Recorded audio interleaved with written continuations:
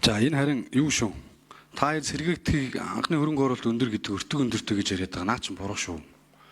Дэлхийн зах зээл дээр ногоон эрчим хүч рүү, ногоон эдийн засаг руу мөнгө нь бэлэн байгаа. 2024 оны 12 сарын байдлаар Монголын арилжааны банкуд дээр 780 орчим тэрбум төгрөг хүлээ хаашаа гарахаа хүлээгдээд байжсэн. Энийг зүгээр холбоол өгч. Иргэдрүүгөө холбоод банкудтай байгаад яах гэж нэхэр иргэн өөрөө станцтай өөрөө үйлдвэртэй болж байгаа. Бид нар цанхуугийн дэмжээд өгчөж байгаа. Тэгээ захиргааныхаа төлбөрийг төлж байгаа юм шигээр төлөөд 7-оос 10 жилийн хугацаанд төлөө дуусчихж байгаа. Тэгээ өөрөө үйлдвэрлэлтэй болоод тэрнээс хойш мөнгө олох гэж байна. Одоо иргэдийнхэн кермакс хэсрэх биш, керманд нь яаж орлого оруулах вэ гэдгээ бод. За одоо газ яриад ирэхэл амар төвшин дарга. Би танд хэлчихсэн шүү. Монгол улс газ байхгүй. Одоо яг өнөөдрийн байдлаар хүнд байгаа шүү. Таамс газаа дахиад гадаадаас аавна. Дахиад иргэдийнхэн кермак тэмтрэх гэж байгаа шүү. Эдийн засаг нь айгүй хүнд болно шүү. Өрхий чи эдийн засаг. Наа чин шийд. За Пүрүжийн даваа нэм хариулъя. Эрчим хүчний яамнаас ирсэн үү?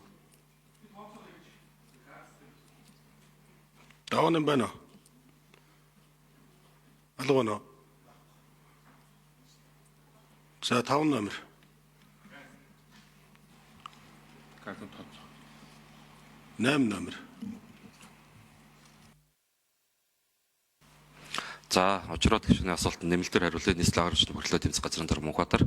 За газны асуудал дээр бид нар ярихад бол одоогийн манай газны хэрэглээ бол жилд 47 мянган тонн LPG-г бид нар улсын хэмжээнд бол хэрэгэлдэг. За энэний дийлэн хувийг нь 90-с дээш хувийг нь бол автомашин дээр бол бид нар хэрэгэлдэг. За учир нь юу вэ гэхлээр 2019 оноос хойш оноог нь андуураг бол газны машины татварыг одоо нэмсэн гэдэгтэй холбоотойгоор газны машинууд жилээс жилд бол одоо багасж бол явж байгаа.